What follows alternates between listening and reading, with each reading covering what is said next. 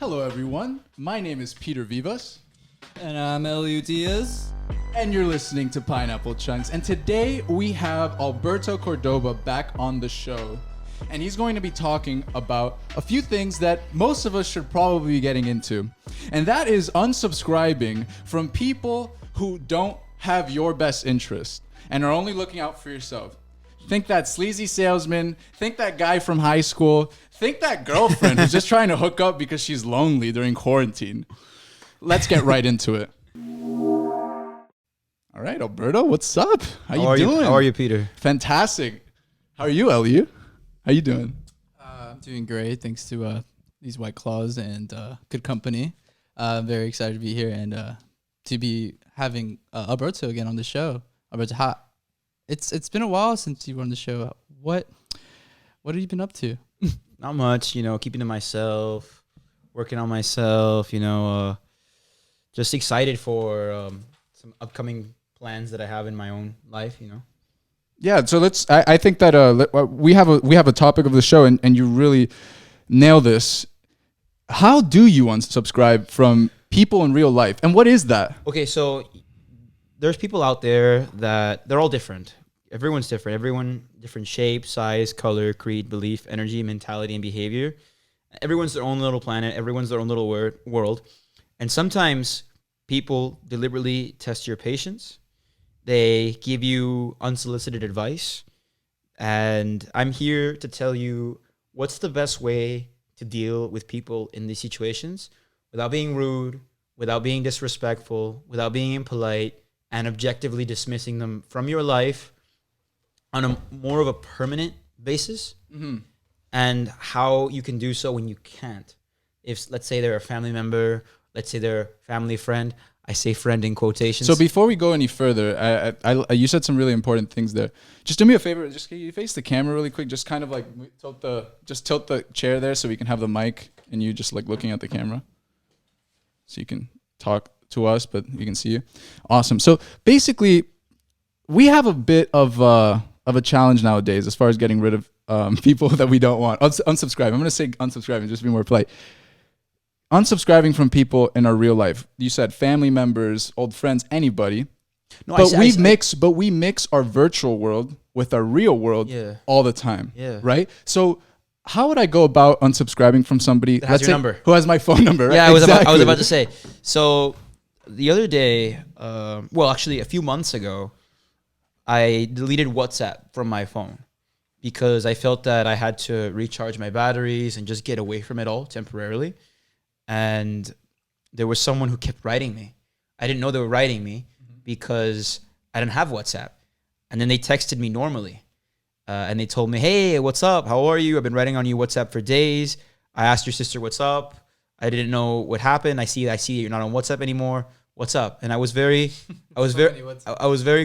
cryptic about it. So I told him, yeah, not much, when they asked me what's going on. Oh, I feel that. And then they told me, I've been sending you a bunch of videos on WhatsApp, but you're not there anymore. And then I said, walked away from social media.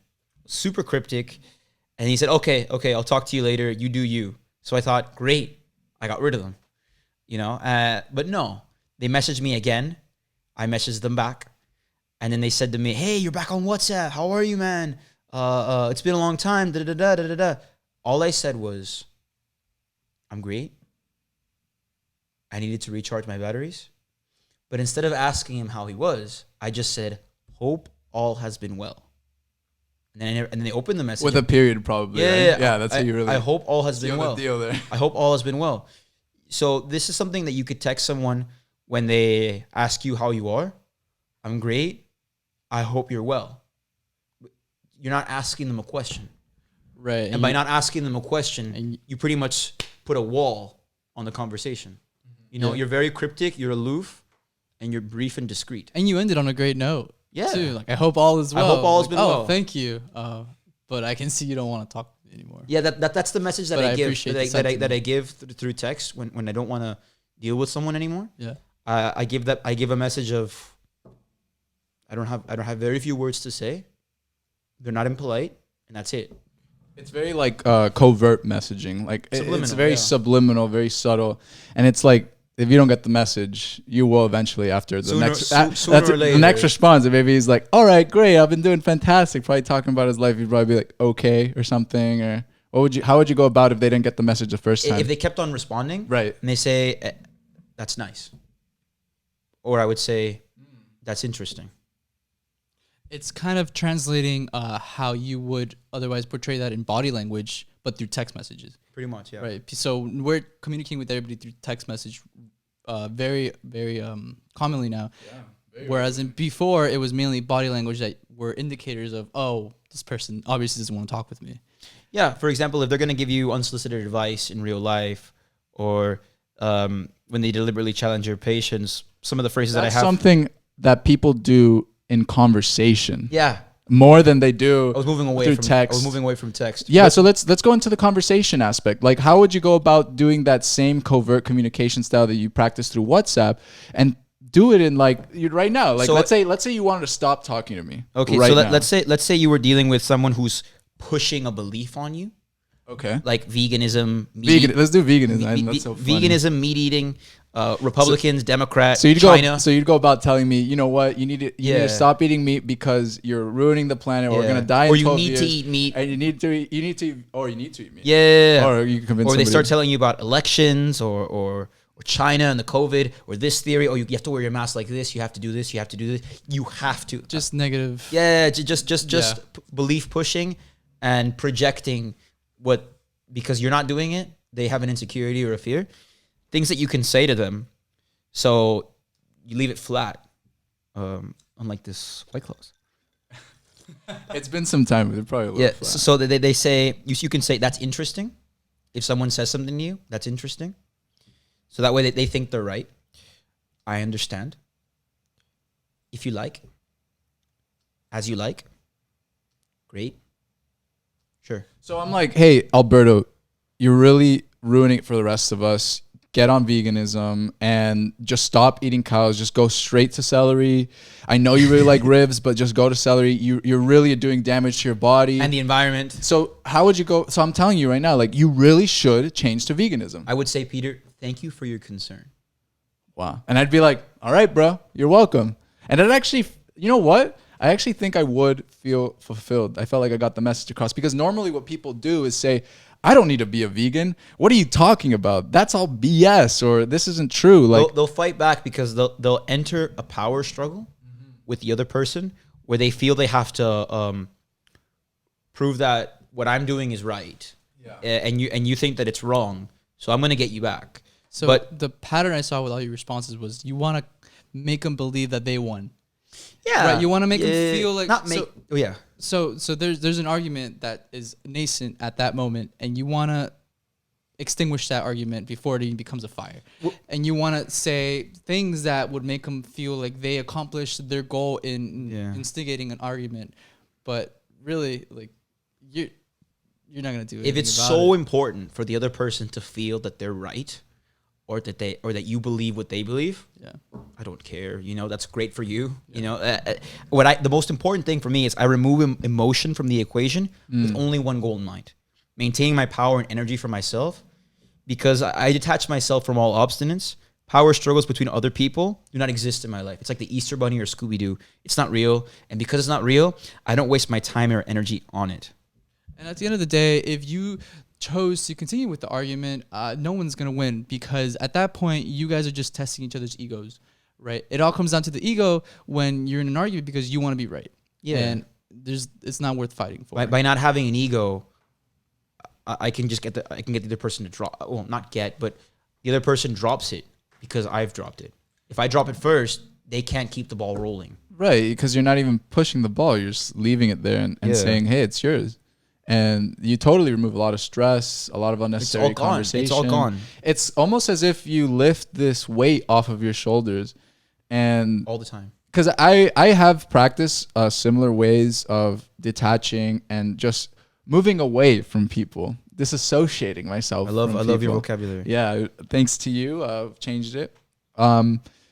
But when we're so caught up trying to restructure our lives and grow into new people, as much as we are trying to get rid of people who are unhealthy in our lives, there are also aims to, because nature adheres a vacuum, correct? So when you get rid of negative people, other people are going to fill those people in. Yeah. So how can you go about connecting and subscribing to healthy people on just to flip the coin, you know, just to kind of, how would you go about maybe adding value to people that you care about and you have the best interest, you have their best interest at heart, and also appreciate that you have their best interest, and because you want to be around their positivity, you want to be their friends, and you just want better people around you because you're on average the 5 people that you hang out with most. So, right? So I practice saying that my mind, body, and soul only seek out those who are in my best interest and who appreciate me as a human being or a human person. Association with those who allow me to grow and evolve into a better person without zapping me with negativity or pessimism is something that I practice. So, for example, you, Peter, you're someone that doesn't bring me negative strife, doesn't bring me complaints, doesn't bring me tantrums. I sure hope not. No, you don't. That's why I'm saying it. That's why I'm saying it. I thought Ellie is he So if someone offers, mention me. oh, you too, Elio. If someone, yeah, if someone offers me this, then I'll gladly repeat memories with them because it's a positive association and it's pleasant. I'll remember their face. At the same time, if they offer a lesson or a piece of advice that can enhance my life in a better way, then I have the open-mindedness and the lack of an ego to incorporate into my life. Why? Because I know that I don't have all the answers, you know? And then going back to the other people, if I don't waste my time on them, but I do appreciate having the people that bring me good things. I appreciate sharing my time and energy with them because it's a positive association. So just like disassociation, there is positive association in life as well, you know, because like you said, if not, it'd just be an empty vacuum. Right, and then you wouldn't have anybody to build things with or cooperate with. I mean, the whole nature of being is really just doing as much as you can on this earth with as many people as possible and hopefully making a good impact on other people's lives. But still, how do we get into subscribing into somebody that you don't know? How do you go about that? Well, like, how would you go about let's say you want to who's an idol of yours? You mean like heroes? Like hero, all time. Nelson Mandela. Okay. Very interesting. Rest in peace. Rest in peace. If you had the ability to meet Nelson Mandela, or you had Nelson Mandela's phone number, you had his access to his WhatsApp. I had his WhatsApp. I had Mandela's WhatsApp, and he's still alive. How would you go about having him subscribe to you so you can build that relationship? So it's very important for in any relationship that you show interest in the other person and that you get them to feel that you're interested in their life. What kind of interest? Because, you know, a car salesman really shows interest in me, but at the end of the day, I know he's just really interested in selling me his car. Genuine interest is when you ask someone about their day, you ask them how their weekend was, you ask them questions about their personal life without being, you know, obsessive or stalkish. I think genuinity is something you can pick up on. Genuine interest. As a species. Authenticity. That's something evolutionarily we've been able to really pick up on. Genuine interest, curiosity, and concern. Right. So when you offer this to anyone, and it appears to come from that of a good heart or a good place, the person will feel flattered. And you can build a relationship with this individual. You know, it's the same for the opposite. So if you don't care for someone being in your life, then you do the exact opposite. You show no curiosity. You show disinterest. You know, you don't show any interest. Mm-hmm. And you show a complete lack of concern without being rude, you know? Yeah. So I have a question, actually, Sure. in terms of unsubscribing for people. Let's say you are friends with somebody and they've been a positive influence in your life, but all of a sudden some sort of negativity enters their life and they start changing as a person and they start becoming detrimental to you in effect. And so in that scenario, would you choose to unsubscribe? Yes. Yes. The answer is knowing that they are just going through a difficult time in life and that this is probably just temporary, or right? Would you just choose to stay away? This is someone you care about, right? Yeah, it's someone you care about, right? And their behavior has become very negative, toxic. Yes. I have no time. I have no time for this. Okay. My aspiration. Now I think I kind of see that LU would have the time. It seems like LU has some time for these for people. So how would you go about convincing LU to do otherwise? Like, I don't have to, because I don't feel the need to convince anyone to do anything. Okay. If someone disagrees with anything I have to say, this is the point of my rhetoric. Very hypocritical of you. So it's what I am. It's my philosophy. It's my mentality. If anyone disagrees with anything I have to say, I honestly don't care. for me, it's like I'm a debater, and like when I care about someone who comes to me and says, "Hey," like Ellie just came to you. He's like, "Hey, what about if I have a friend who's going through a hard time, and I know it might seem temporary, but it's starting to be toxic." Like you immediately were like, "I would just let him go." Yeah. And he might actually look at your opinion as advice. How would you go about if he were to ask you why? Like, why would you detach from him, and why would it benefit me? What would you tell him? I could tell you all the benefits. Yeah, I think we should go through them because I don't think enough people know the benefits because it shows through society. I mean, women in toxic relationships with men, friends who have toxic friends. Like you see it all over the place. People hang out with toxic people all the time. So what are Miami? Especially in Miami. Oh so my God, so I know I hit a button. So if you would like to keep hitting the reset button with your life, so you can go further, discover new peaks, discover more peace of mind, new planes of reality. The most important thing for me is to be present in the moment, constantly in control of my energy, my emotions, which is what brings me tremendous joy and peace of mind. And maintaining that, well, then I choose to not be around someone who's constantly bringing me complaints, negativity, pessimism. And I love myself so much and enough to do so that if someone's going to do the exact opposite and try to bring me down with their problems that they create for themselves, because most of the times these problems they create them for themselves, then honestly, I can't help you because you can't help yourself. Right. And if you don't want to change for yourself, I can't make you want to change. Honestly. And even if it's temporary, it's like it's not like life is too short. It's way too short. And if they invite you out, like I think people overcomplicate it too. It's like, how am I going to say no to this person who I've hung out with all the time? Like, and honestly, it's you don't owe the world an explanation. I was about to say you don't owe the world an explanation you don't to saying no. Honestly, you don't owe anything to anyone but yourself. I've caught myself, people I just don't want to interact with. They're just not a part of it. That's it. That's it. I don't have to even explain why. And I've caught myself trying to explain why I can't go. I broke my leg, or I hurt my nose, or I have COVID, or I have COVID, whatever. Any excuse. But it's like I stopped myself, and I don't need to explain. I'm just sorry. I hope you're well. Period. I stopped doing that a long time ago. I used to lie a lot, and now. Yeah, I mean, sometimes I actually used to think it was respectful to give people. No, but honestly, now, I don't lie. And if I don't say something that's true, I immediately say, "Oh, what I meant to say was this."